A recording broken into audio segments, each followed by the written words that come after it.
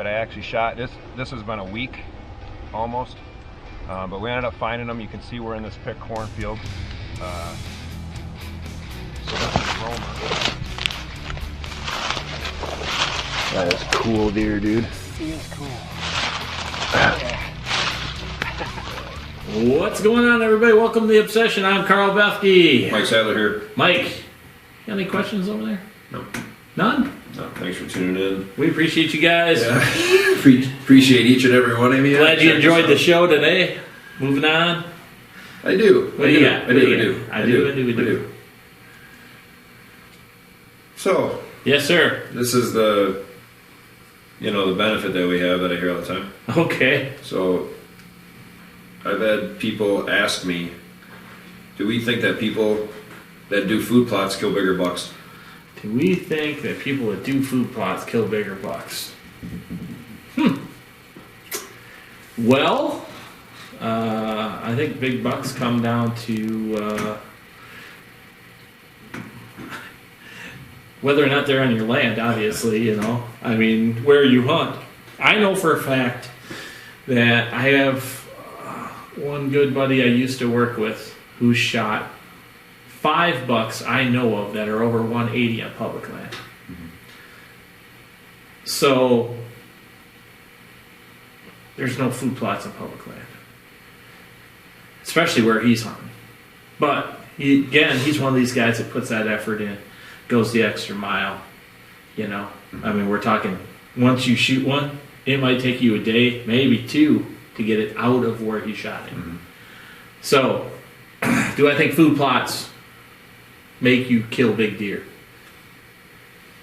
If you own your own private land and you have food plots on it, I believe it increases your odds on the grounds that you're making your property better than the property next to you, and you will probably hold the bigger deer in the neighborhood. Gives you a chance. Mm-hmm. So you're saying there's a chance. So I'm saying there's a chance. Does it make it so you're going to kill bigger deer than everybody else? No. No. What do you think? Well, I know for a fact, and I can point some of them out, that I killed when I used to hunt my buddy's property. Yep. Todd's. Yep. No food plots there. You hunted it with me. Yep, right next to the There's not a food plot on it.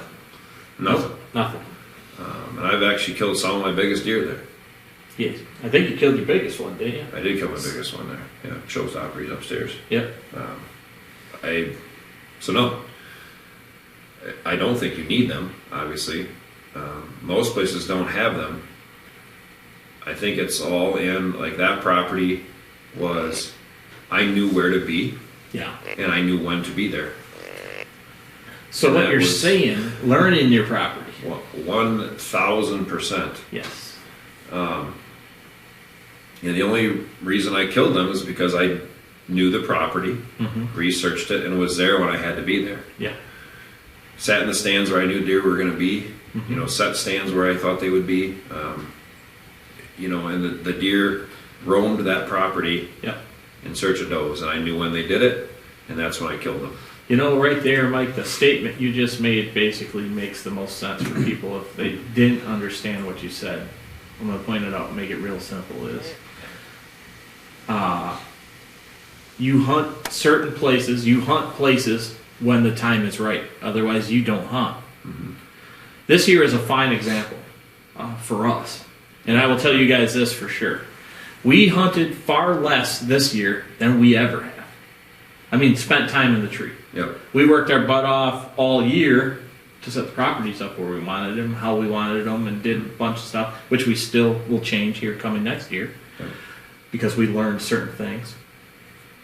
But that being said, if you spend too much time in an area, you're just going to educate your deer. Even if you're meticulous going in and out, you're still leaving scent. Yeah. And sooner or later, they're going to cross that. So, a friend of mine once said, less is more. And the older we get, the more time we spend doing it, we have found that less is more when it comes to shooting bigger bucks. Don't you think? Yes. I mean, when it comes to certain... We used to hunt every day. Oh, I know. Every day, mornings, nights, whenever we could bomb out there. I mean, we had success. Oh yeah. But, you know, the more we do it, like I think we've been out this year, it's October 14th here, Mhm. we've been out 5 times, Yeah. Well, I've only been out. maybe, Yeah, I've been out 4 times on my property. you know, and I'm like 5 times I'm saying like a morning one, maybe a night one, Yep. you know, We have yet to hunt my property in the morning, yeah. not once, and we're gonna pretty much leave it that way. Hmm. I might go tomorrow morning, and then I'm gonna hunt someplace where I don't expect to see a lot of deer, and I'm not going in deep. Why? Yeah. Because I want to check a couple cameras. Yep, Because we have vacation coming. yep. That's the only reason I'm going. But do food plots make us shoot bigger deer? I think the only benefit of a food plot, not the only benefit of a food plot, one of the benefits of a food plot, I think can help you later, Yeah. when a lot of the other food comes off, you know, i.e. corn, beans, stuff like that, you're going to have deer that are probably going to relocate. Yes. So if you have, you know, green plots or even corn and beans that you keep, which, you know, we do, Yep. yes, obviously, it can help bring them in there. But you don't need it. We've proven you don't need it. Lots of people out there have proven you don't need it. It is a benefit. 100% it's a benefit. But Yeah. if you think you have to have your own land, first of all, you don't. Nope. If you think you have to have a food plot, you don't. Nope. So it all goes into wherever you're going to hunt. Yep. Wherever you're going to hunt. This, You got to put your time in. yeah, 100%. You got to know it. And you got to put it in at the right time. Yep. The one thing I will talk about when it comes to food plots, and this is something I noticed this year, I noticed it more than ever, is on my particular property, when I had less food, I had far bigger bucks on my property. It's true. Mhm. And more of them.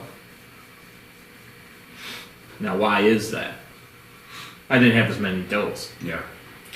So you can put too much food in, people, just so you're aware. And last year we had quite a few. We had too many on the property.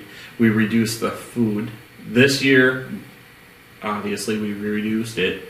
Next year we will reduce it again and put in a little more successional growth, and we'll see what happens. Don't get me wrong, there's good deer there. Mhm. I'm just saying that it seemed to be more productive for great big bucks when there was almost no food on it. Something I noticed. And that could be the area, because like Mike says, my area is all it's all the same, It is. pretty much. Mike's territory here is a little bit different. He's got a lot of crops and stuff around his property, and he's got all the cover and the only structure. Mhm. So And we removed food here too, though. we did. We took 3 plots out. Yeah, that's true. We did. You know, we have more deer here now than we had last year. I think most of that was due to the water we Yeah, had. and the water too, obviously. Yeah. But yeah, you don't need a food plot. Food plots are great. Yep. Don't get me wrong. I mean, everybody likes to go sit on a food plot, Yep. you know, because you just. I think the thing with a food plot, Carl, honestly, people are like, I'm going to see deer. Yeah. You know, people are cranked up like, I'm going to see deer. Then they hunt it too hard. A food plot, Yep. you know. So I think you're a little more cranked up than just going sitting in a Yeah. tree line somewhere, Yep. thinking, well, you know, I could see a deer. It's true. The food plot helps. Here's the big advantage of food plot. It creates deer movement. Deer movement creates opportunity for you as a hunter. That's what a food plot does. Does it guarantee you're going to shoot a big buck? No. No, it doesn't. It does create deer movement. So transition. And that's how we are successful as deer hunters. Does not mean we're going to have the biggest deer in the neighborhood there. You know, I mean, Yeah. our neighbors have shot giant deer too, and they don't have food plots. Right. Or, you know, they've got a tree line or a ditch line Mhm. in certain places. Matter of fact, one of the places we used to hunt, you hunted that ditch line where it came. You know, now the neighbors put a box line in there. We don't hunt there any longer, but that right there where that came in. I mean, how many big deer did you see right there on that ditch line, just coming down the ditch? Oh, a ton. Yeah. So you know, it's location, location, location, and we never put any food on that. It had a few crops on it, but that particular spot. Food plots don't guarantee the size of the deer, in my opinion. Nope. I agree.